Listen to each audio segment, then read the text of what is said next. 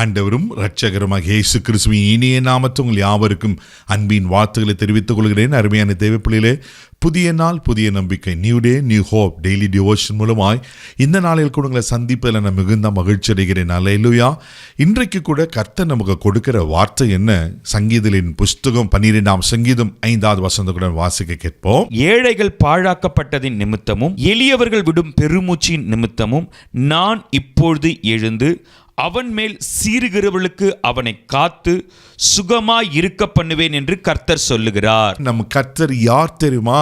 நமக்காக யுத்தம் பண்ணுகிற கர்த்தர். அல்லேலூயா. தாவீது சொல்லுகிறாரு, ஆமென், யார் எனக்கு விரோதமாய் சீறுகிறார்களோ அவர்களுக்கு விரோதமாய் கர்த்தர் எழுந்திருப்பார். அல்லேலூயா.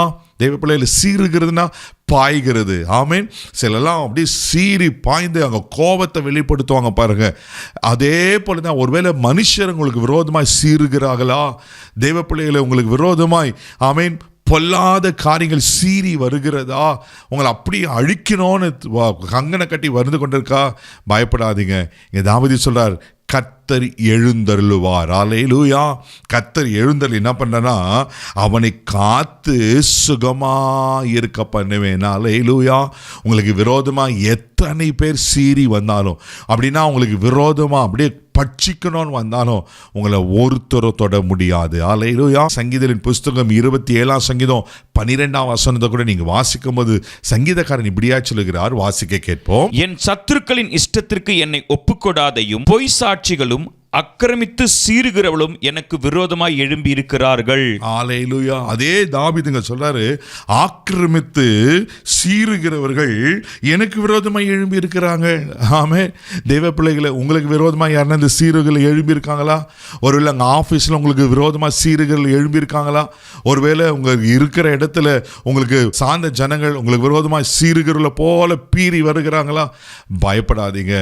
ஆண்டவர் உங்களை காத்து நடத்த உண்மையில் அவராக இருக்கிறார். ஆமென். அங்கே சங்கீதத்தில் வாசித்தவர்களும் அவர்களை காத்து அவரை சுகமாக இருக்க பண்ணுவேன் என்று கர்த்தர் சொல்கிறார்.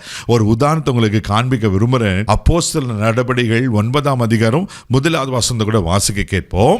சவுல் என்பவன் இன்னும் கர்த்தருடைய சீஷர்களை பயமுறுத்தி கொலை செய்யும்படி சீறி பிரதான ஆசாரியரிடத்திற்கு போய், தேவப்பிள்ளையில அசாதாரணமான இல்ல, கிறிஸ்துவ அழிப்பதற்காக சபைகளை துன்பப்படுத்துவதற்காகவே சீறுகிறனா. அதே அப்போஸ்தலர் 8ஆம் அதிகாரம் 3வது வசனத்தை கூட நீங்க வாசிக்கும் போது என்ன செய்தா நாங்கள் அழகா சொல்லப்பட்டிருக்கோம். வாசிக்க கேட்போம்.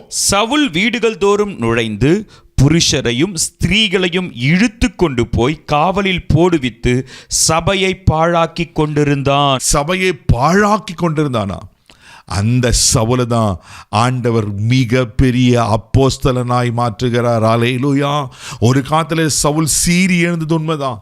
ஆண்டவர் பிள்ளைகளுக்கு விரோதமா, சபைக்கு விரோதமா அவளை அழித்தது, அவளை அடித்து துன்புறுத்தி அவளை சிறையாக்கப்பட்டது உண்மைதான்.